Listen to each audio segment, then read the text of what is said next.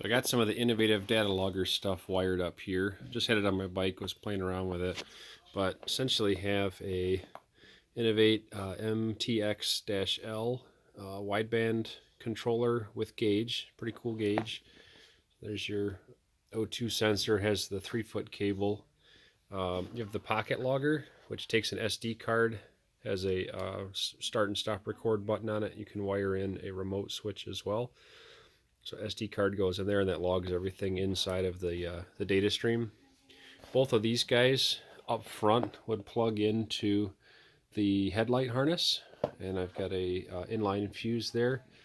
And then in the tail section would be your SSI-4, which gets you basically 4 analog or some RPM based signals. So channel 1 I'm using tach signal coming out of the ECU, channel 2 TPS or throttle position, channels 3 and 4 currently have those set up for both vacuum sensors, but it could be any of the other 5-volt type sensors that are on the bike.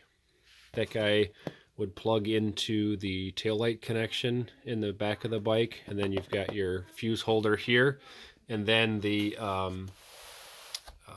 SSI-4 gets all of its signals and everything right from the ECU connector with this little Y adapter guy that I've got made up. So this one's for a Gen 1 Busa, but there's 7 different signals actually coming out of this guy that's going to that 8-pin connector.